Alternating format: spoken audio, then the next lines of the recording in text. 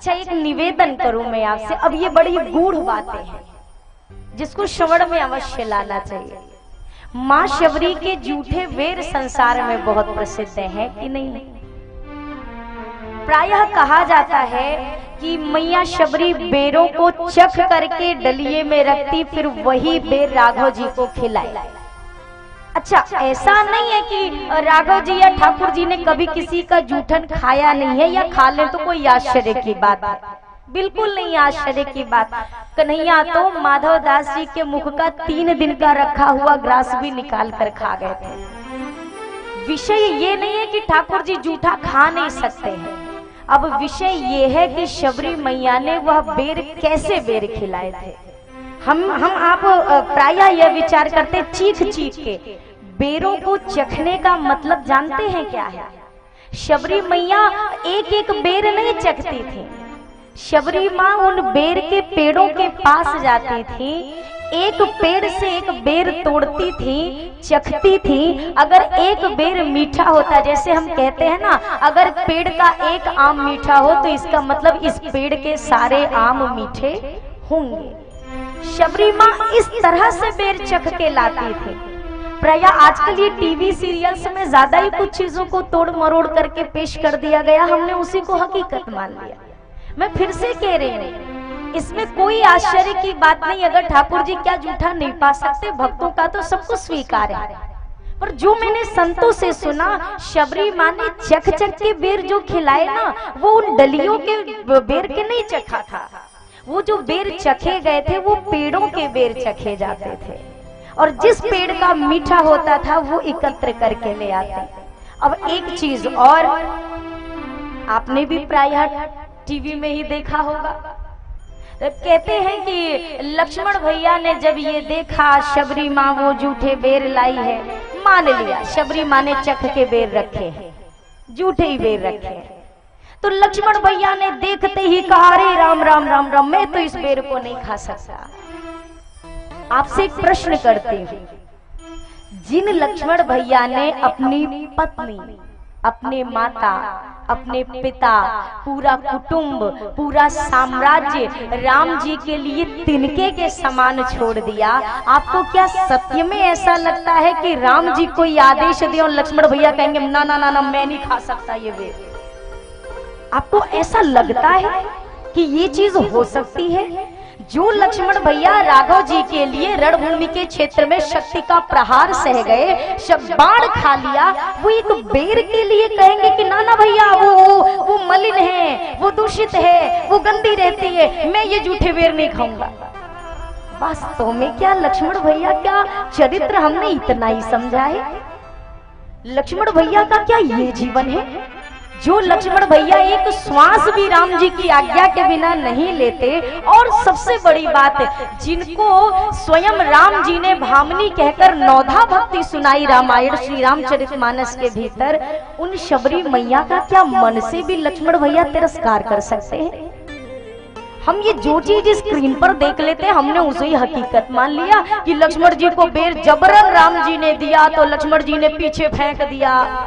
अरे भाई, श्री राम कथा सुनते हैं तो सुनते सुनते कम से कम लक्ष्मण जी का त्याग इतना तो हम समझ ही सकते हैं कि जो भाई अपने भाई को, लक्ष्मण जी को वनवास नहीं मिला है, वनवास राम जी का हुआ है। एक निमिष विचार किए बिना जिसने 14 वर्ष तक की नींद त्याग दी अपने भैया के लिए, वो भैया के आदेश को खंडित करके ये कहेंगे मैं बेर नहीं खाऊंगा, और जो चीज राघव जी अपने हाथ से दे दें उसे लक्ष्मण भैया फेंक देंगे। मतलब कितनी विचित्र बात है। अगर कोई चीज गलत दिखाई जा रही है तो कम से कम ये जो भगवान ने ये जगह दी है ना, इसके अंदर बुद्धि होती है, और ये बुद्धि विचार करने के लिए दी गई है। अगर गलत दिखाया जा रहा है तो वहां मत जाइए, आप संतों के कथन को उठाइए, आप मानस की कथा को उठाइए। मेरा हृदय यह कहता है कि जिसको राम जी अपने हृदय से लगा ले, संसार का कोई बड़े से बड़ा देवता उसका त्याग जीवन में नहीं कर सकता है। जिन शबरी माँ को राघव जी ने माँ कहकर बुलाया हो, मान लीजिए वो जूठे बेर थे, लक्ष्मण भैया बड़ी मतलब टीवी में तो क्या से क्या ना दिखा दे कि लक्ष्मण जी ने फेंक दिया तो वो जाके संजीवनी बूटी बन गई। धन्य है प्रभु। मेरा हाथ जोड़ के निवेदन है, ये व्यास गद्दी और ये श्री रामचरितमानस की कथा ये मर्यादा की कथा है। ये ऐसी वैसी कथा कहानी नहीं है। ये अगर आप ये चीज सोचिए कि इस व्यास गद्दी से आपको बड़ी इंटरेस्टिंग और बड़ी नई नई कहानी बताई जाए, और जो नई कहानी बता दे इसका मतलब वो पूरा राम कथा का ज्ञाता। हाथ जोड़कर एक निवेदन करती हूँ, नई नई कहानियां तो आपको मोबाइल से भी मिल सकती हैं, फिर आपको राम कथा कराने की कोई आवश्यकता ही नहीं। उससे ज्यादा लेटेस्ट स्टोरी आपको कहीं नहीं मिलेगी।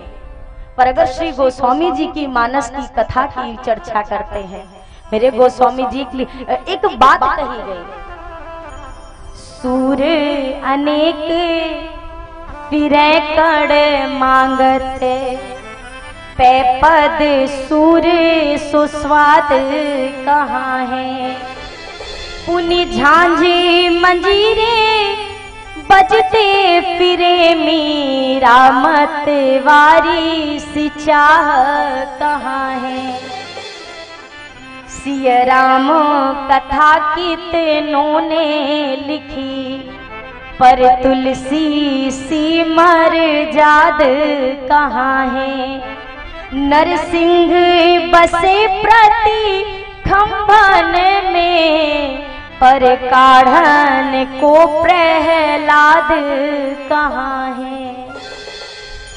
सूरदास तब भी थे, सूरदास आज भी है, आज भी है। वो सूरदास जब पद गाते थे तो सुनने के लिए खुद सांवरिया सामने बैठ जाता था। मीरा माँ तब भी थी, ढोल मंजीरे झांझ तब भी बजते थे, ढोल मंजीरे झांझ अब भी बजते हैं, पर उन मंजीरों और ढोल झांझ की तालों के बीच नाचती थिरकती हुई कोई मीरा माँ नहीं नजर आती है। रामायण एक नहीं अनेक लिखी गई, अनेक भाषाओं में लिखी गई, पर ये सारे संतों का अटल विश्वास है कि जो मर्यादा आपको श्री गोस्वामी जी के श्री रामचरितमानस में मिलेगी, वो मर्यादा आपको अन्य किसी ग्रंथ में नहीं मिल सकती है। ये मर्यादा की कथा है। मर्यादा की कथा नहीं होती तो अहिल्या माँ का चरित्र सारा संसार जानता है, गोस्वामी जी भी कलम उठाकर पूरी कथा लिख देते, पर ये मर्यादा की कथा है। मेरी हाथ जोड़कर एक निवेदन है, एक विनती है, प्रार्थना है, अर्जी समझो, जो समझना है समझिए। लक्ष्मण भैया के चरित्र को और माँ शबरी के जीवन को इतने हल्के में मत तराजू में तोलिए। माँ शबरी को राघव जी ने माँ कहकर बुलाया है। शबरी देखी राम गृह आए। इस चौपाई का एक भाव यह भी लगता है, आज शबरी माँ के घर को देखकर राघव जी को अपना बिछड़ा हुआ अयोध्या का महल याद आ गया। ऐसा लगा मैं अपनी कौशल्या माँ के आंगन में आज आ गया। और ऐसी चीज के लिए लक्ष्मण भैया के जैसे त्याग जिन्होंने अपने जीवन भर का कर दिया अपने राम जी की सेवा के लिए, उनके लिए हम कह देते हैं कितनी आसानी से। राम जी ने कहा खा लो, लक्ष्मण जी ने फेंक दिया क्योंकि ये तो गंदी दिख रही है, ये मलिन है। मतलब राम जी ने जिसको स्वीकार कर लिया, लक्ष्मण जी ने उसका तिरस्कार कर दिया। कितने उच्च विचार है भैया। इन चीजों को विचार में भी लाना हमारी अज्ञानता होगी, हमारी मूढ़ता होगी। लक्ष्मण भैया के चरित्र का विवेचन, लक्ष्मण भैया के मैं छोड़ दूं, ये तो बहुत एक ऐसा पात्र है जहां हर चौपाई में जिनके जीवन का वर्णन है। राम जी के लिए तो लक्ष्मण जी भरत जी से भी जाकर लड़ने को तैयार हो गए कि आज अगर भरत आप पर युद्ध करने प्रहार करने आया भैया, तो आज सौगंध है मुझे, आज भरत मेरे बाण से बचेंगे। बड़े भाई हैं, लेकिन राम जी के प्रति ऐसी अडिग निष्ठा है कि भरत जी के लिए शस्त्र उठा लिया। और हम उन लक्ष्मण जी के लिए कहते हैं कि राम जी के वचन काट के इन्होंने अपने मन का कर लिया। शबरी मैया इंतजार करती है, और कैसा इंतजार, रोज बचपन से युवा अवस्था से बुढ़ापा आ गया है। आप किसी का इंतजार कितने करोगे? मैं आपसे कह दूं कल मैं आपके घर आऊंगी, आज बढ़िया नए नए बर्तन, नए नए ग्लास, नई वाली ट्रे, नई वाली चाय के कपें, सारी चीजें आप सजा के रखोगे, मैं ना आऊं। आप सोचोगे शायद कल आ जाए, मैं कल भी ना आऊं, परसों आ जाऊंगी, नरसों आ जाऊंगी। आप एक हफ्ते इंतजार करोगे, एक हफ्ते के बाद कहोगे दीदी जी झूठ बोलती, आना होता तो आ नहीं जाता। फिर आपको प्रतीक्षा नहीं रहेगी मेरी। शबरी मैया से कह कर गए थे गुरुदेव, सुबह से लेके शाम तक माँ शबरी इंतजार करती और डेली उतनी ही व्यवस्था, आंगन भी बहारे, फूल भी बिछाए, कुछ की चटाई भी डाल दे, कंदमूल चुनके लाके भी रख दे, अब द्वार पर बैठे इंतजार करे, इंतजार करती रहे। और जब शाम हो जाए राम जी ना आए तो फिर सारी सामग्री को समेटकर मन से कहती, अरे एक मैं ही थोड़ी ना हूँ, मेरे जैसे लाख पड़े हैं, आज किसी और भगत ने बुला लिया होगा। ये इंतजार होगा ना तो भगवान आने में देरी नहीं लगाएंगे। पूछते पूछते राघव जी शबरी माँ की कुटिया में आए। रोज शबरी माँ कहती है, मेरी झोपड़ी के भाग आज खुल जाएंगे, राम आएंगे। मेरी झोपड़ी के भाग आज खुल जाएंगे, राम आएंगे। मेरी झोपड़ी के भाग आज खुल जाएंगे, राम आएंगे। मेरी झोपड़ी के भाग आज खुल जाएंगे, राम आएंगे। राम आएंगे मेरे प्रभु आएंगे, राम आएंगे मेरे प्रभु आएंगे। ओ राम आएंगे मेरे प्रभु आएंगे, राम आएंगे मेरे प्रभु आएंगे। ओ मेरी झोपड़ी के भाग आज खुल जाएंगे, राम आएंगे। मेरी झोपड़ी के भाग आज खुल जाएंगे, राम आएंगे।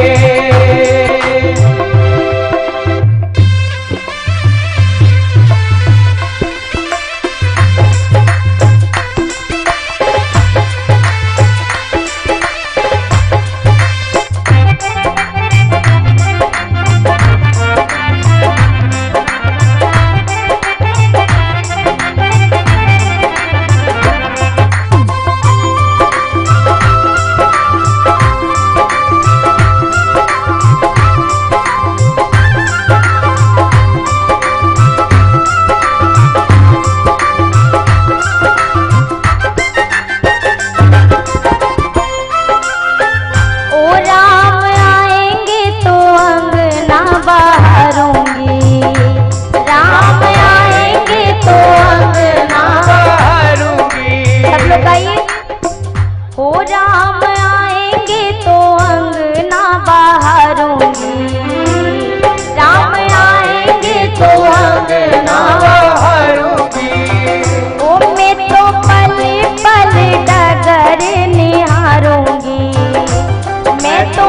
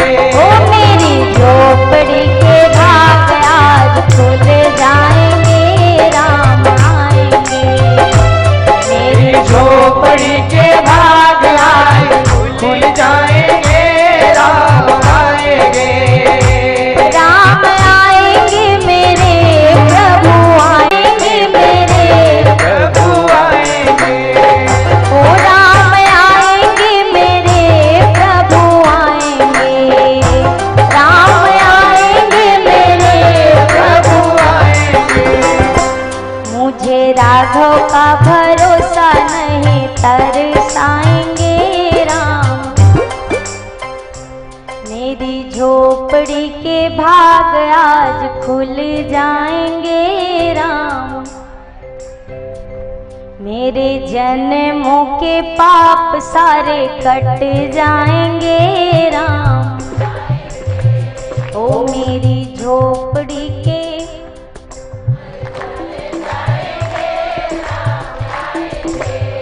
ओ मेरी झोपड़ी के भाग आज खुल जाएंगे राम आएंगे।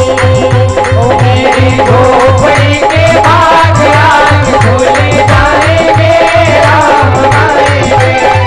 ओ मुझे राघव का भरोसा नहीं तरसाएंगे राम आएंगे। ओ मुझे राघव का भरोसा नहीं तरसाएंगे राम आएंगे। ओ मुझे राघव का भरोसा नहीं तरसाएंगे राम आएंगे। राम नहीं है नारा वो विश्वास है, भौतिकता की नहीं दिलों की प्यास है। राम नहीं मोहताज किसी के झंडों का, किसी गांव का, किसी क्षेत्र का, खंडों का। राम नहीं मिलते ईंटों और गारों में, राम मिले निर्बल की करुण पुकारों में। राम मिले हैं वचन निभाती आयु को, राम मिले हैं घायल पड़े जटायु को। राम मिले अनुसुईया की मानवता को, राम मिले हैं सीता की पावनता को। राम मिलेंगे मर्यादा से जीने में, राम मिलेंगे हनुमान के सीने में। राम नहीं मिलते मंदिर के फेरों में, राम मिले शबरी के जूठे बेरों। शबरी माँ के वो बेर गुरुदेव के गए हैं, आज वो दिन आया है। राघव जी संतों से पूछते हुए, मेरी शबरी माँ का घर यही कहीं है क्या? उनकी कुटिया कहाँ पर है? देखते देखते अब बूढ़ी हो गई शबरी मैया, बहुत स्पष्ट नहीं दिखाई देता, लेकिन फिर भी आज धुंधली आंखों से एक बार भीतर जाके बैठती हैं। सोचती हैं आएंगे तो बाहर जाऊंगी, क्योंकि गुरुदेव ने कहा वही घर पे आएंगे। फिर भीतर से बाहर निकलती हैं, अगर आकर द्वार पर खड़े रहे और मैं स्वागत करने को ना मिली तो? फिर भीतर से बाहर चली आई। ऐसे करते करते आज द्वार पर एक टक लगाकर खड़ी हुई हैं। दिख रहा है शबरी माँ के द्वार पर आकर के राघव जी ने कहा, माँ एक बात बताओ, शबरी मैया का आश्रम यही है? शबरी मैया का नाम सुनते ही शबरी माँ सोचने लगी, मुझे माँ कहने वाले ये कौन है? कहीं ऐसा तो नहीं गुरुजी के कहे गए बात आज सत्य हो गए? ये वही है क्या? गुरुजी से मैया ने पहचान पूछी थी। गुरुदेव मैंने कभी भगवान को देखा नहीं, आएंगे तो कैसे पहचानूंगी? अब गुरुदेव ने पहचान बताई थी, शबरी वो वनवास की बेला में आएंगे तो शीश पर जटाएं होंगी, गले में वनमाला होगी और साथ में ये दो भैया होंगे, कमल के पंखुड़ी के समान विशाल नेत्र होंगे। शबरी माँ एक एक चीजें मिलाना शुरू करती हैं। सरसिज लोचन बाहु विशाला, सरसिज लोचन बाहु विशाला, जटा मुकुट सिर उर बनमाला, जटा मुकुट सिर उर बनमाला। ये इतने पहचान तो मिल गए। शबरी मैया ने कहा हाँ जटाएं भी हैं, हाँ नेत्र भी बड़े सुंदर हैं, गले में वनमाला भी है। अब एक बार एक चीज और पक्का कर लूं कि ये बगल वाले इनके कौन है? गुरुजी ने कहा था सगा भाई होगा। अब पूछती है राघव जी से, ये कौन है? राघव जी ने कहा मेरा भाई है। शबरी मैया ने कहा सगे? हाँ मेरा अनुज है ये। अब इतना सुनते ही श्याम गौर सुंदर दो भाई, श्याम गौर सुंदर दो भाई, शबरी परी चरण लपटाई, शबरी परी चरण लपटाई।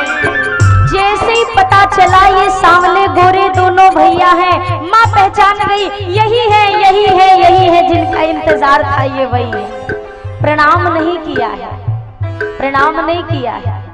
जैसे किसी खंभे को आप पकड़ के कस के बिल्कुल दोनों बाजुओं से जकड़ लो, या कोई आपका प्रेमी आपसे बड़े सालों बाद मिला हो और आप उसे ऐसे हृदय से लगाओ, ऐसा लगे कि आज के बाद कभी इस हृदय से दूर करना ही नहीं है। मेरी माँ शबरी ने राघव जी के दोनों चरण ऐसे कस के पकड़ लिए। लपटाई लिखा है, बिल्कुल लिपट गई है चरणों से। प्रणाम करने की सुध किसको है? प्रणाम तो किया ही नहीं है, चरणों से लिपट गई मेरी माँ शबरी। अब सोचने लगे, गुरुजी ने ये बताया था भगवान आएंगे, पर मैं बावरी गुरुजी से ये पूछना भूल गई कि गुरुदेव जब भगवान आएंगे तो स्तुति क्या करनी है, ये तो पूछा ही नहीं है। अब क्या करूं? शबरी मैया रोते रोते राघव जी के चरणों में, आज विचार तो किया था गंगा जी के जैसे चरण पखारूंगी, लेकिन आज गोस्वामी जी ने कहा माँ तेरे आज नैनों के भक्ति रूपी गंगा इतनी पवित्र है कि तुझे भागीरथी गंगा की आवश्यकता नहीं है। माँ मैया शबरी अपने आंखों के जल से चरण पखारते हुए कहती हैं, नाथ के ही विधिया स्तुति करहूं तुम्हारी, के ही विधिया स्तुति करहूं तुम्हारी। अधम जाति में जड़मति भारी, अधम जाति में जड़मति भारी। अधम ते अधम अधम अति नारी, अधम ते अधम अधम अति नारी। तीन माह में मति मंद आघारी, तीन माह में मति मंद आघारी। रोते रोते शबरी माँ कहती हैं, नाथ मुझे क्षमा कर देना, मैं अनपढ़ हूँ, मैं पढ़ी लिखी नहीं राघव, मुझे कोई ज्ञान नहीं है, मुझे नहीं पता कि जब भगवान आए तो कौन से वेद का पाठ करते हैं। मुझे आपकी स्तुति करनी नहीं आ रही रघुनंदन, कैसे स्तुति करूं? अधम हूँ, जाति से भी अधम हूँ, वर्ण से भी अधम हूँ, और सबसे बड़ी बात मैं पतित हूँ, मैं पतित हूँ, मुझसे बड़ी पतिता इस संसार में कोई नहीं है, मैं कैसे स्तुति करूं? अब मेरे राघव जी ने कहा, माँ तू खुद को पतित कहती है, तू कहती है तू अधम है, तो एक बात सुन मैया, कह रघुपति सुनो भामिनी बाता, कह रघुपति सुनो भामिनी बाता। मानौ एक भगति करनाता, मानहु एक भगति करनाता। जाति पाति कुल धर्म बड़ाई, जाति पाति कुल धर्म बड़ाई। धन बल परिजन गुण चतुराई, धन बल परिजन गुण चतुराई। माँ मैं इस संसार में केवल एक रिश्ते को मानता हूँ और वो है भक्ति का रिश्ता। इसके अलावा किसी व्यक्ति के पास जाति पाति कुल धर्म अनेक प्रकार की प्रशंसा हो, बड़े से बड़ा बड़प्पन प्राप्त हो, बड़े से बड़ी उपलब्धि प्राप्त हो, हर संपदा प्राप्त हो, पर माँ मुझे वो सारी चीजें नहीं अच्छी लगती हैं। माँ तू कहती है कि तू अनपढ़ है, तुझे स्तुति करनी नहीं आती, तो हे शबरी मैया तू पढ़ी लिखी नहीं है, पर तेरा राम तो पढ़ा लिखा है ना। आज शबरी माँ अपने राम की स्तुति नहीं करेगी, आज राम अपनी शबरी माँ की स्तुति करेगा। और राघव जी ने कहा, शबरी माँ सुन, तुझसे नवधा भक्ति की आज मैं चर्चा करता हूँ। और शबरी माँ को राघव जी ने नवधा भक्ति का ज्ञान देना शुरू किया। प्रथम भगति संतन कर संगा, प्रथम भगति संतन कर संगा। दूसरी रति मम कथा प्रसंगा, दूसरी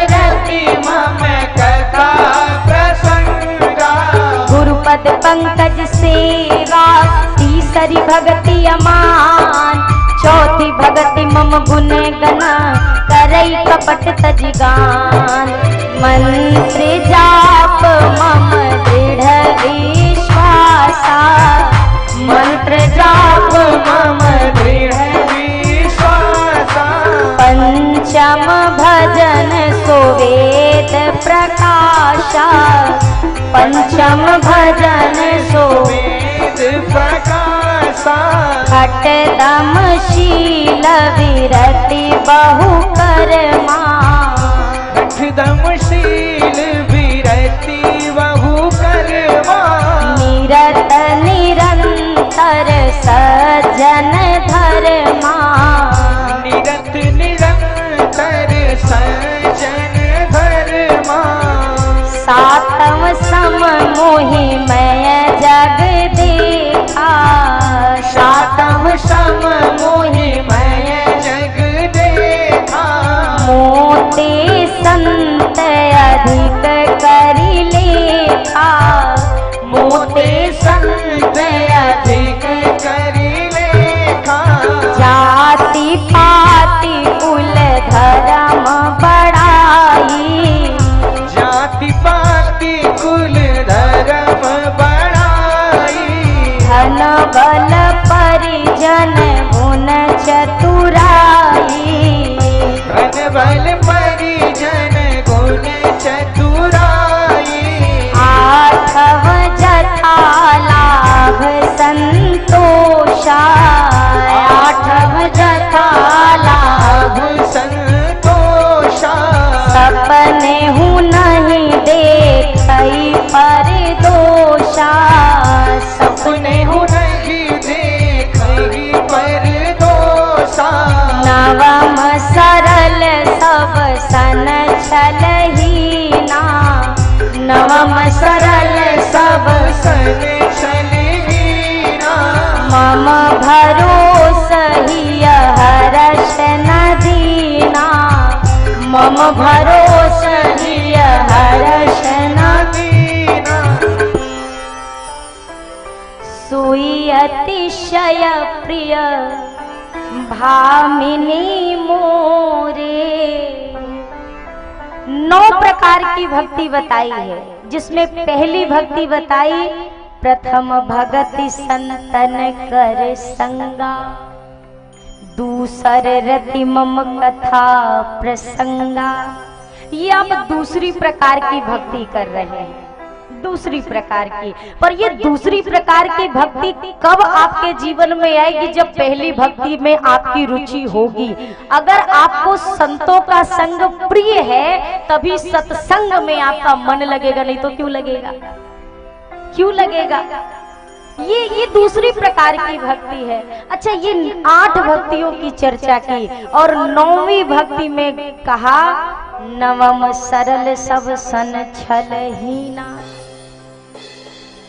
जैसे कोई भी आप गेम खेलते हो, जैसे फोन में खेला या मोबाइल में खेला, उसके एक एक पड़ाव होते हैं, एक एक स्टेप होते हैं। ये पहला वाला पड़ाव था, ये दूसरा। अच्छा, एक बात बताइए, पहले पड़ाव से ज्यादा कठिन दूसरा होता है, दूसरे से थोड़ा कठिन तीसरा, और जैसे जैसे आपका वो गेम का लेवल बढ़ता जाता है तो वो गेम के अंदर की कठिनाई भी बढ़ती जाती। अब राघव जी ने 9वीं भक्ति बताई है जो बड़ी सरल है, बहुत सरल है, इतनी सरल है कि इसका नाम ही सरल है। 9वीं प्रकार की भक्ति राघव जी ने कही सरलता। अब जरा विचार करिएगा, ये भक्ति के सिद्धांत की 9वीं सीढ़ी है, ये 9वां लेवल है, जो देखने में कितना सरल है, लिखने में कितना सरल है, पढ़ने में कितना सरल है, पर बनने में ही तो मुसीबत है। सरल बन कौन पाता है? सरल बनना ही कठिन है। इसीलिए ठाकुर जी ने कहा ये सरलता भले ही लिखने पढ़ने देखने में सरल है पर बनने में कठिन है। इसीलिए माँ जो सरल हो जाए वो ये 9वीं सीढ़ी चढ़ के आएगा मेरी भक्ति की। ये 8 चढ़ने के बाद ये 9वां है। सरल देखने में भले सरल है, पर मेरे राघव जी ने उसको 9वें पायदान पर रखा है। सरलता से भगवान बहुत जल्दी रीझ जाते हैं, बहुत जल्दी रीझते हैं। एक बार एक मैया थी,